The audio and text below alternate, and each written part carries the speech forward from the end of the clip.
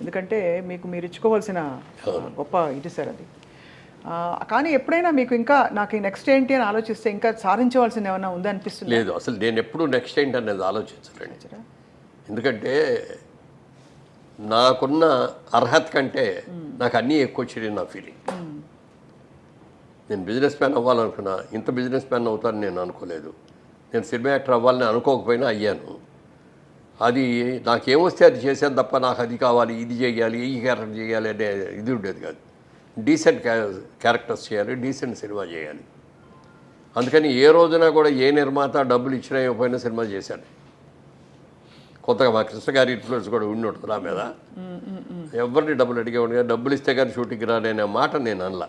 వాళ్ళందరూ ఎంతో కష్టపడి ఆఖరికి భార్య మెడలో మంగళసూత్రం కూడా అమ్మి సినిమాలు తీసిన వాళ్ళు చాలామంది ఉన్నారు. అలాంటి వాళ్ళు మనం ఇబ్బంది పెట్టకూడదు. కానీ మీరు పీక్లో ఉన్నప్పుడు సార్ మీరు టాప్ రెమ్యూనరేషన్ ఎలా తీసుకున్నారు సార్? అంటే అప్పట్లో కూడా అసలు రెమ్యూనరేషన్ మీద పెద్ద అసలు ఉండేది కాదండి. జస్ట్ ఇది వాళ్ళు ఏవి ఇవ్వగలిగితే అది తీసుకున్నాను అంతే తప్ప ఇంత డిమాండ్ చేసి నాకు 5 కోట్లు కావాలి. అప్పుడు అసలు కోట్లు లేవండి. మా రోజుల్లో అన్ని లక్షలే. 10 లక్షలు కావాలి, 20 లక్షలు కావాలని కూడా ఏ రోజున అడగల. నేను మ్యాక్సిమం తీసుకున్న ఈ రోజు వరకు నేను తీసుకున్న మ్యాక్సిమం రెమ్యూనరేషన్ అంతా అంటే 5 లక్షలు. కానీ అందులో పొదుపు చేశారు చూడండి సార్, సేవ్ చేసి దీన్ని గ్రో చేశారు. అది గ్రేట్ సార్. ఎంత దాచుకోవాలి సార్ సుమారుగా? మీరు ఒక బిజినెస్ మ్యాన్ కాబట్టి ₹1 సంపాదిస్తే, ఇప్పుడు మా అలాంటి ప్రొఫెషనల్స్ ఉంటారు, లేదు ఇంకో కొంచెం ఏదైనా ₹1లో ఎంత దాచాలి సార్ ముందు? ఎంత దాచుకోవాలంటే ₹100 జీతం సంపాదించుకునేవాడైనా సరే ₹10 ₹15 రాగానే ముందు తీసుకెళ్ళి ఆ డబ్బాలో వేసేయాలి. ఆ మిగిలిన 80 ఖర్చు పెట్టుకోవాలి. 100 పెట్టామనుకోండి, 100 ఖర్చు అయిపోవడం కాకుండా ఇంకో 100 200 అప్పు కూడా చేస్తాం. అది చేయకూడదు. నేను ఉన్నా లేకపోయినా, తిన్నా తినకపోయినా ఈ ₹20 ఈ 20% తీసుకెళ్ళి నేను పక్కన వేయాల్సిందే అనేది స్ట్రిక్ట్గా పెట్టుకుంటే ఈజీగా పైకి రాగలుగుతాం. ఈజీగా అంటే వేస్ట్ అవ్వకుండా ఉన్నంతలో జాగ్రత్త చేసుకుంటాం. ఆ వచ్చిన దాన్ని మళ్ళీ అది ఆ ఫ్రెండ్ అడిగాడు, లేకపోతే వీళ్ళు అడిగారు, ఈ ఆడేదో మందు తాగుతా ఏదో అప్పు అడిగాడు, ఇవన్నీ ఇవ్వకూడదు. జాగ్రత్త పడాలి. జాగ్రత్త. అండ్ ఇంకోటి సార్, క్రెడిట్ కార్డు ఉండడం మంచిదంటారా ఒక వ్యాపారవేత్తగా? క్రెడిట్ కార్డు ఉండటం అనేది డెఫినెట్గా ఇప్పుడు అవకాశాలు చాలా ఉంటాయి.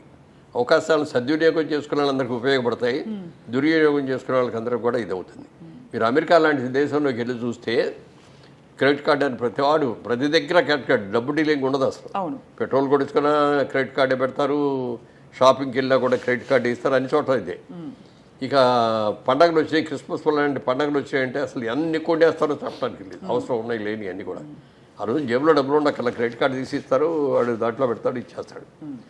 అది ఆ క్రెడిట్ కార్డు అప్పులు తీర్చడానికి మళ్ళీ బోల్డెన్ అప్పులు చేసే సందర్భం అదే కదా. క్రెడిట్ కార్డు ఏంటంటే అవసరానికి జేబులో డబ్బు కాకుండా ఇది కూడా ఒక కరెన్సీ. పేపర్ కరెన్సీ కంటే కూడా ఇది ఒక, కానీ అది హద్దుకు మించి ఖర్చు పెట్టడానికి కాదు. అంతే కదా, అదే అది ఉంది కదా. కన్వీనియన్స్. రేపు చూసుకుందాంలే, వచ్చే నెల కడదాంలే అని అనుకుంటే అప్పు చేయడం చాలా తేలిక, కానీ అప్పు తీర్చడం సేవ్ చేసుకోవడం అనేది చాలా కష్టం. అది తెలుసుకోవాలి. స్టాక్ మార్కెట్లో డబ్బులు పెట్టచ్చా సార్? ఇవన్నీ మౌలిక సూత్రాలు. అసలు పెట్టండి, నాకు దాని మీద నమ్మకం లేదు. స్టాక్ మార్కెట్లో మీరు ఎప్పుడు భూమినే నమ్ముకున్నారు, లేదంటే వెంచర్స్ ఏదైనా వెంచర్ ఉంటే దానిలో పెట్టారు? నేను పార్లమెంట్లో కూడా మాట్లాడేటప్పుడు ఒక కథ చెప్పాను. ఒక రోజున ఒక వ్యాపారి వచ్చాడు పల్లెటూరులోకి. వచ్చేసి మీ ఊళ్ళో కోతులు ఉన్నాయని తెలిసింది, కోతులు కొంటాను నేను, కోతికి 10,000 చొప్పున ఇస్తాను అన్నాడు. ఊళ్ళో వాళ్ళందరూ పిచ్చాడు చూసి ఇదేంటి కోతులు కొనుక్కోవటం ఏంటి, కోతికి 10,000 ఇవ్వటం ఏంటి అని అందరూ చూశారు. ఎవరో కొంతమంది ఈడేదో 10,000 ఇస్తున్నాడు కదని చెప్పి 4 కోతులు 10 కోతులు తీసుకెళ్ళి వాడికి ఇస్తే అందరికి 10,000 ఇచ్చాడు. వెళ్ళిపోయాడు. వాడు వెళ్ళిపోయిన తర్వాత నిజంగా కోతికి 10,000 ఇచ్చారంటే ఇచ్చారని నేను చూపించాడు. ఈసారి మనం జాగ్రత్త పడాలి అనుకొని నెక్స్ట్ టైం వాడు ఇంకో నెలలో వచ్చాడు. మళ్ళీ ఈసారి 15,000 ఇస్తానన్నాడు కోతికి. అందరూ ఎగబడ్డారు. ఓ 50% మనుషులు ఎగబట్టారు, కోతులు తీసుకొచ్చారు, ఇచ్చారు. మూడోసారి వచ్చాడు, 25,000 ఇస్తా, నాకు కోతులు కావాలి అన్నాడు. అప్పటికి అయిపోయినాయి కోతులన్నీ. ఊళ్ళో ఉన్న కోతులన్నీ అంత ముందే కొనేసి తీసుకెళ్ళిపోయాడు. ఎక్కడా కోతులు లేవు. 25,000 ఇస్తానంటాడు. పక్క ఊళ్ళోకి వెళ్తే 20,000కు దొరుకుతున్నాయి. అక్కడికి వెళ్ళి 20,000 కొనుక్కొని కోతులు తీసుకొచ్చేసి వీడికి అమ్మారు. అర్థమైంది సార్. అర్థమైంది కదా. ఆ 20,000కి అమ్మింది ఎవరు అంటే వీడే. అదే అందుకని అదే అర్థమైంది.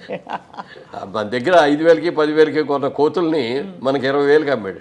అది ఎంత గోల్డెన్ ఇదే సార్ ఇది. అయితే ఇప్పుడు స్టాక్ మార్కెట్ కూడా అలాంటిదేనండి.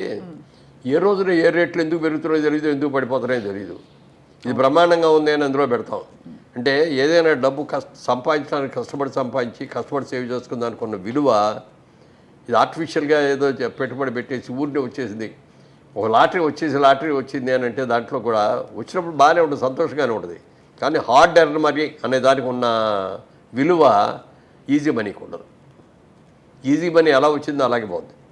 హార్డ్ ఎర్న్ మనీ మనం జాగ్రత్తగా కాపాడుకుంటాం కదా సార్ అది.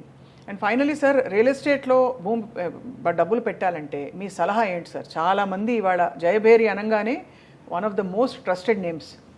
సో మీ సలహా ఏంటి సార్? డెఫినెట్గా మంచిది. మాలాంటి ఉద్యోగస్తులు ఎవరైనా సరే, ఇప్పుడు ఈ నా ఇంటర్వ్యూస్లో నేను చెప్పిన ఇట్లాంటి మాటలు అన్నీ కూడా విని చాలామంది ల్యాండ్ మీద ఇన్వెస్ట్ చేశారు. నేను ఎక్కడికో వెళ్తా అంటే, ఏమండి మీ ఇంటర్వ్యూ చూసామండి, మీరు చెప్పింది బాగుందండి, నేను కూడా ల్యాండ్ కొన్నానండి, ఏదో ఇన్ని స్థలాలు కొనుక్కున్నానండి, బాగా పెరిగినాయండి, డబల్ అయినాయండి, ట్రిపుల్ అయినాయండి అని చెప్పిన వాళ్ళు ఎంతోమంది ఉన్నారు. అందుకని నేను ఇంకోటి వ్యాపారం చేస్తూ మీరు భూమి కొనుక్కోండి అని నేను చెప్పలేను కదా. అవును, అర్థమైంది అదే. తర్వాత సేఫ్టీ ఇది. ఇప్పుడు ఏదైనా కొంటే, ఇప్పుడు వ్యాపారం చేసేవారు, వ్యాపారంలో లాభం రావచ్చు, నష్టం రావచ్చు, కానీ భూమికి మీద నష్టం ఉండదు. పెరిగేదే తప్ప తరిగేది కాదు, పాడైపోయేది అంతకంటే కాదు. కాబట్టి అంటే కొనుక్కునేటప్పుడు లీగల్గా కరెక్ట్గా ఉన్నాయా లేదా, దానికి హద్దులు సరిగ్గా ఉన్నాయా లేదా అని చూసుకొని మనం కొనుక్కున్న దాన్ని ప్రొటెక్ట్ చేసుకోవాలి మనమే. ఇక్కడ హైదరాబాద్ లాంటి చోట మనం ప్రొటెక్ట్ చేసుకోకపోతే ఎవడో ఒకటి వచ్చి అక్కడ ఇల్లు కట్టేస్తాడు. నాకు ఇదిగో ఈ ప్రాజెక్టులోనే ఒకటి జరిగింది అట్లాగే. ఇక్కడ స్థలం అమ్మే ఒకటి, అంటే మామూలుగా వాస్తు ఎక్కువ చూస్తాం మనం. ఒకటి వాస్తుగా లేని సైట్లు కొన్ని ఉంటాయి, వీధి సోలు అయ్యాయి. అవి జనరల్గా ముస్లిమ్స్ కొనుక్కుంటారు, వాళ్ళకి వాస్తు మీద నమ్మకం ఉండదు. అదే కొంచెం తక్కువ ఇస్తాం కూడా ఆ రేటు. అందుకని అట్లాంటివన్నీ వాళ్ళు కొనుక్కున్నారు. ఒక మిలిటరీ ఆఫీసర్, ఒక ఆయన రిటైర్డ్ మిలిటరీ ఆఫీసర్ నా దగ్గరకు వచ్చి, ఇలా నేను నా డబ్బు ఇదండి, రిటైర్మెంట్లో నాకు వచ్చిన డబ్బు, దీన్ని ఎక్కడో చోట ఇన్వెస్ట్ చేయాలి, మంచి వాళ్ళని ఎవరి దగ్గర చేయాలి అని చెప్తే మీ పేరు చెప్పారండి అని చెప్పి వచ్చి ఇస్తే ఇన్వెస్ట్ చేసి సైట్ ఇచ్చాం. కొనుక్కున్నాడు. సంవత్సరానికి ఒకసారి వచ్చి కనపడి ఇక్కడికి వచ్చి ఏమండి అని సైట్ చూసుకొని వచ్చేవాడు. కూర్చొని కాసేపు కాఫీ కదా వెళ్ళిపోతా ఉండేవాడు. ఓ రోజున వచ్చి, ఏమంటే నా స్థలంలో ఎవడో ఇల్లు కట్టేశాడండి అన్నాడు వచ్చి. మీ స్థలంలో ఎవడో ఇల్లు కట్టడం ఏంటంటే అని వెళ్ళి చూస్తే నిజంగానే ఆయన స్థలంలో ఇల్లు కట్టేశాడు. ఎవర్రా నువ్వు అని అడిగితే, నాదేనండి, నేను కొనుక్కున్న సైట్ కదా అన్నాడు. ముస్లిం అన్న అతను. నీ సైట్ పక్కది కదా, ఇది కాదు కదా అంటే, ఏమనండి ఇదే అనుకున్నానండి నేను అన్నాడు. మరి ఎట్లా ఇప్పుడు నన్ను ఆ సైట్ తీసుకోమనండి అన్నాడు. ఈ సైట్ వాస్తుకి ఎకనిస్ట్ వాడు తీసుకోడు, అయినా నువ్వు కొనుక్కో ఇప్పుడు ఆ స్థలం అన్న. అంటే నా దగ్గర డబ్బులు ఉన్న డబ్బులని పెట్టి ఇల్లు కట్టారని నా దగ్గర డబ్బులు ఏం చేయాలి? వెంటనే ఇంకో ప్లేట్ ఎవరో అమ్మేవాళ్ళు ఉన్నారో చూసి ఆ సైట్ మేము కొని ఆ సైట్ ఆయనకి ఇచ్చాం. ఇవ్వగా ఆయన ఎంత ఆనందపడిపోయాడంటే, ఎంతమంది దగ్గరికి వెళ్ళి చెప్పాడు ఇది చెప్పడానికి.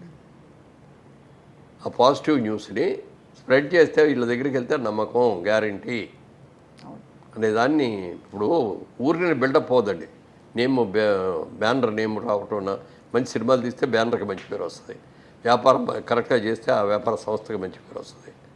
అట్లా నిజాయితీగా ఉన్నారు. ఒక్కొక్కసారి మనకు నష్టం వస్తుంది, వచ్చినా కూడా మన కస్టమర్ని ఎప్పుడు కూడా చేయకూడదు. మేము మొట్టమొదట వ్యాపారాన్ని మొదలుపెట్టినప్పుడు ఇట్లా గాజు అద్దం ఉండేది, దాని కింద ఒక కాగితం పెట్టుకున్నాం, customer is our God, customer is our pay master, customer is always right అని పెట్టుకున్నాం. అందుకని కస్టమర్ ఎవరు వచ్చినా చాలా గౌరవంగా చూస్తాను, చాలా గౌరవంగా మాట్లాడతాను. మనకి వాళ్ళ ఆనందం ఏంటంటే ఈ కస్టమర్లు రాబట్టే కదా మనకి అనేదో ఫీలింగ్. తర్వాత కస్టమర్ ఈజ్ ఆల్వేస్ రైట్ అని పెట్టుకుంటాం. మన దగ్గరికి వచ్చి ఏదో అనేటప్పుడు అతను ఏదో బాధిస్తాడు, నీది వాడేది తప్పు, ఇది నేను చెప్తున్నాను, నేను నా ఎక్స్పీరియన్స్ అని నేను అనకూడదు. అవునండి మీరు చెప్పింది కరెక్టేనండి, కానీ నాది వచ్చిన సలహా అండి అని మనం అట్లాకి వెళ్ళాలి తప్ప అతను తప్పని అనకూడదు ఎప్పుడు కూడా కస్టమర్.